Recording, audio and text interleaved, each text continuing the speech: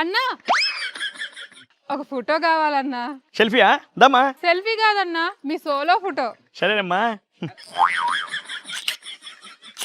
అన్నా అది కాదన్నా, డబ్బులన్నీ దొబ్బేసి నాదేం లేదని స్టిల్ పెడతారు కదా, ఆ స్టిల్ అన్నా.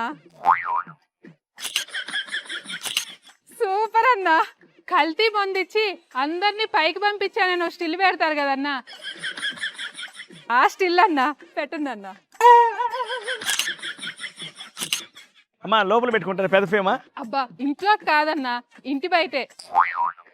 కొత్తగా ఇల్లు కట్టాము, చాలా దిష్టి తగులుతుందన్నా. ఆ దిష్టి బొమ్మ బదులు నీ ఫోటో పెట్టుకుంటే చక్కగా ఉంటదని. అన్నా ఒక్క నిమిషం అన్నా, ఫోన్ వస్తుంది. ఏంటే చేలో పిట్టలు కోతులు వచ్చి పాడు చేస్తున్నాయి ఆ పంట అంతా. అయితే దిష్టి బొమ్మ పెట్టుకోకు, నీకు ఫోటో పంపిస్తా, సేమ్ చేసి పెట్టుకో. అన్నా అమ్మని ముందు పలకరించలేదు, తర్వాత ఎందుకన్నా పలకరించావు? పక్కనే ఫ్రెష్ కెమెరాలను గుర్తించా, వెంటనే మన పర్ఫార్మెన్స్ స్టార్ట్ చేసా, అమ్మ దగ్గరికి వెళ్ళిపోయా. అదన్నమాట విషయం. You Oscar. నాన్న పుట్టినరోజు సమాధి దగ్గరకు బలి వెళ్ళావన్నా. నానంటే చాలా ఇష్టం కదరా. సిబిఐ షార్ట్ షీట్ లో ఆయన పేరు యాడ్ చేయించి చరిత్రలో నిలిచిపోయిన గొప్ప కొడుకు కదన్నా. మరి ఈ రోజు సమాధి దగ్గరికి వెళ్ళావు, ఆ రోజు చనిపోయినప్పుడు ఎక్కడికి వెళ్ళావన్నా నీ స్వార్థం కోసం? సమాధిలోంచి అసలు నాన్న ఏమనుకుంటాడు తెలుసా? ఇలాంటి వాడు నాకు ఎందుకు పుట్టాడా అని బాధపడతాడన్నా. చెల్లి రాగానే నువ్వు వెళ్ళిపోయావేంటన్నా? చెల్లి వస్తే నేను ఉన్నది కదరా. చెల్లితో మాట్లాడకపోతే చుట్టుపక్కల వాళ్ళు ఏమనుకుంటారో అనే ఫీలింగ్ నీకు ఉండదా అన్న? నేను ఫీల్ అయితే చెల్లికి పైసలు ఇవ్వాల్సి వస్తుంది. నేను ఫూల్ అయినా పర్వాలేదు కానీ ఫీల్ మాత్రం అవ్వనరా.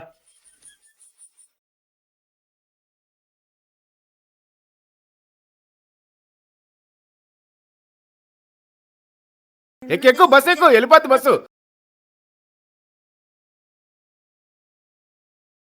ఎక్కడికి? మావిగన్నా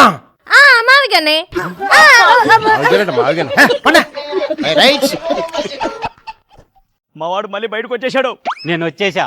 రమన్ ప్రశ్నించరా, నీ వెనకాల నేనున్నా. పవన్ కళ్యాణ్ గురించి రేపటి నుండి 100 మాటలు అంటాను. మీరేం చేస్తారు? అది సూపర్. ఈ ప్రభుత్వం మీద తప్పుడు ప్రచారం చేస్తారు. మీరేం చేస్తారు? Very excellent. అన్నా తప్పదు కదరా రావణ్. నా ఒక్కడి కోసం ఇంతమంది పోలీసులు పెట్టారు. వేరే సమస్యలు లేవా? వాళ్ళ టైం ఎందుకు వేస్ట్ చేస్తున్నారు? మళ్ళా తీసుకెళ్తారా? నాకు కొంచెం కూడా టైం ఇయ్యరా నాకు? అన్నా మళ్ళీ వచ్చావురా?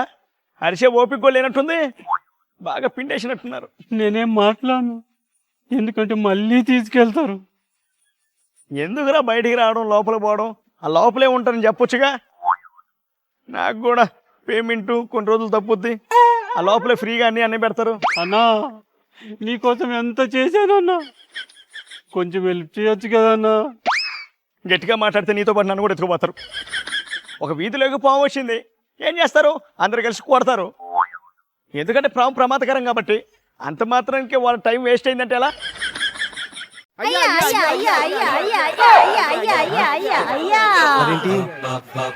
2 సంవత్సరాలు అయిపోయినాయి అయ్యా, ఇంకొక 3 సంవత్సరాలు కళ్ళు మూసుకోండి. ఎలక్షన్స్ వస్తాయి, మాకే ఓటేయండి, మేమే గెలుస్తాం. మీకు ఓటీస్ గెలిపిస్తే మీరేం చేస్తారు? అమరావతి ఉంది కదయ్యా, దాన్ని కూల్చేస్తావయ్యా. అదేంటి? మా జగన్ వస్తాడు, మా జగన్ తెస్తాడు. మరి అన్ని వేల కోట్లు ఖర్చు పెట్టిన అమరావతి ముక్కలు ముక్కలుగా చేసేసి స్క్రాప్ కొనుక్కుంటాం. అమ్మ బాబాయ్, ఏంటి మమ్మీ ఎవడు? ఈ పోలవరం ఉంది కదయ్యా, దాన్ని కట్టేస్తామయ్యా. ఆల్రెడీ కట్టేస్తున్నారు కదా. దాన్ని మేము కూల్చేస్తాం కదా, మళ్ళీ ఫ్రెష్ గా కట్టేస్తాం. వీటికి దండం కాదు, పెన్నం పెట్ట. సార్, అన్నిటికంటే ఫస్ట్ మేము అధికారం రాగానే చేసేది కొన్ని తలకాయల్ని అందుకే మీకు ప్రతిపక్షం కూడా ఇవ్వదు. రావణ్కి మైక్ ఇవ్వకపోయినా నా స్టేజ్కి మాట్లాడాడు కాబట్టి ఆయన బయటికి తీసుకొచ్చే బాధ్యత నాది. ఎందుకంటే క్రిస్టియన్ ఓట్లన్నీ నాకు పడతాయి కాబట్టి. పెద్ద ప్లానింగే. నువ్వేం భయపడకమ్మా, రావణ్ని ఎలాగైనా బయటికి తీసుకొచ్చే బాధ్యత నాది. సరే. ఏం ఈ పనుల్లో కనిపించలేదు. హలో జగనన్న, రావణ్ని ఎలాగైనా మీరే బయటకు తీసుకురావాలన్నా. పాపం ఫీల్ అయినట్టున్నారు. హలో మేడం, మేము వైఎస్ఆర్సీపీ ఆఫీస్ నుంచి వచ్చాం. ఇలా మీడియా ముందు వాగే లాయర్లు కాకుండా కోర్టులో వాదించే లాయర్లు పెడతాడు మా జగనన్న. ఇప్పుడే కదరా ఫోన్ చేసింది, అప్పుడేనా? రాష్ట్రంలో ఎవరన్నా కష్టాల్లో ఉన్నారంటే మా వైసీపీ వాళ్ళు అస్సలు రారు, కానీ ఇలాంటి కేసుల విషయంలో అయితే అరక్షణంలో వచ్చేస్తారా. థ్యాంక్ యూ అండి. ఏమండి గమన గారు, ముందు నుంచి బయటికి తీసుకురావడం కోసం మీ ఆయన్ని. అయ్యో వాడు మా ఆయన కాదు. కాదండి. అయ్యో అయ్యో ఆయన మీ ఆయన కాదా? అయ్యో అయ్యో ఏ జాడా పోడా. అందరి ముందు పరుగు పోయిందిగా, ఇంకెలా? మొన్నగా బుద్ధులు తిడితే ఇంత లేట్ గా వచ్చారేంటి? అదేంట్రా, నిన్ను అరెస్ట్ చేద్దాం నేను వస్తే నువ్వు వస్తున్నావు? నువ్వు అరెస్ట్ చేయడమే మా ప్లాన్. కోట ప్రభుత్వాన్ని బ్యాడ్ చేశారు కదా. మీ దుంపల్ మీరు ఎక్కడ తయారయ్యారా బాబు? మీడియా మీడియా రండి, మా అన్నయ్యని అన్యాయంగా అరెస్ట్ చేస్తున్నారు. మీడియానా? సార్ నన్ను వదలండి సార్, నన్ను అన్యాయంగా అరెస్ట్ చేస్తున్నారు. ఏమండి? మా నాగార్జున అన్నని అన్యాయంగా అరెస్ట్ చేస్తున్నారు. ఈ కూటమి ప్రభుత్వం అరాచకాలేంటి? హలో, నేను ఆంధ్ర పోలీస్ కాదు, తెలంగాణ పోలీస్. సీఎం రేవంత్ రెడ్డిని తిట్టాడు, ఇదిగో ప్రూఫ్. మనిషి పశువురా, తెలంగాణ సీఎం ఎందుకు తిట్టావురా? ఏదో జొమాటో స్విగ్గీ అనేసాను. మీరు ఆంధ్ర పోలీసులు కాదా అండి? తెలంగాణ పోలీస్. అయితే నేను అవపడకుండా ఉంటాను, మీరు వచ్చి పట్టుకోండి. ఎక్కడ పోయి దాక్కుంటారా? నడవరా పోలీస్ స్టేషన్ కి. అన్యాయంగా మా నాగార్జున అన్నని అరెస్ట్ చేస్తున్నారు. ఆ అన్యాయాలను ఎవరైతే ప్రశ్నిస్తున్నారో వాళ్లపై అక్రమంగా అరెస్టు జరుగుతుంది. వైఎస్ఆర్ కాంగ్రెస్ పార్టీ అధికార ప్రతినిధి నాగార్జున యాదవ్ అన్నని ఈ రోజు ఆయన ఇంటి నుండి చెప్పా పెట్టకుండా నాగార్జున యాదవ్ అన్నని అరెస్ట్ చేయడం జరిగింది. ఈ రోజున అక్రమంగా అరెస్టులు చేసేటువంటి దారుణ దుస్థితిలో ఆంధ్ర రాష్ట్ర ప్రభుత్వం నడుస్తోంది. ఆంధ్ర రాష్ట్రం అంతా ఒకటే నడుస్తుంది. అమరావతి వర్సెస్ మావిగన్. ఆంధ్ర రాష్ట్ర ప్రజలు ఎవరికి ఓటేస్తారో వారి మాటలను అడిగి తెలుసుకుందాం.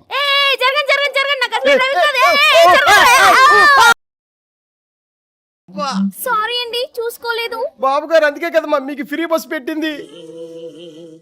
అమ్మా, మీ ఓటు అమరావతిగా మావిగన్క? అర్థమైనట్లేదు, మళ్ళొకసారి అడుగు. మళ్ళీ అడుగుతాను, మీ ఓటు అమరావతిగా మావిగన్క? ఏదో తేడాగా ఉందంటే. అలా కాదమ్మా, ఆయన ఏం అడుగుతున్నాడంటే మీ ఓటు అమరావతికా?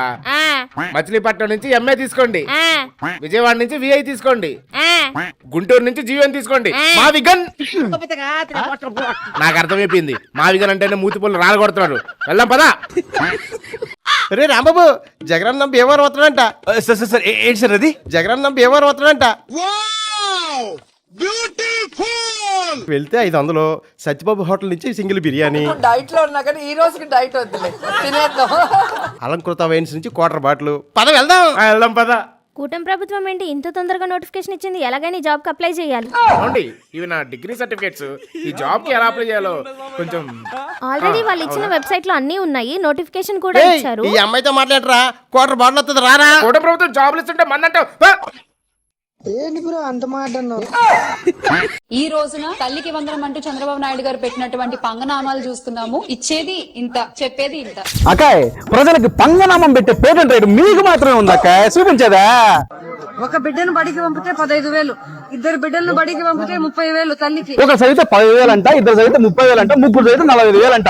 మీరు ఇస్తానని చెప్పింది అందరికి, ఇచ్చింది మాత్రం ఇంట్లో ఒక్కరికి. కానీ కూటమి ఇచ్చింది. వైసీపీ ప్రభుత్వంలో వాలంటీర్గా పనిచేశాను. అప్పుడు మాకు ఒక అమ్మాయికే డబ్బులు వచ్చాయి. వైసీపీ వాలంటీరింగ్ కాబట్టి టీడీపీకి ఓట్లు కూడా వేయలేదు. పార్టీలకు అతీతంగా మా పిల్లలందరికీ 6 తల్లికి వందనం డబ్బులు వేసినందుకు చంద్రబాబు నాయుడు గారికి, పవన్ కళ్యాణ్ గారికి, నారా లోకేష్ గారికి, మా బెమ్మారెడ్డి అన్న గారికి ధన్యవాదాలు.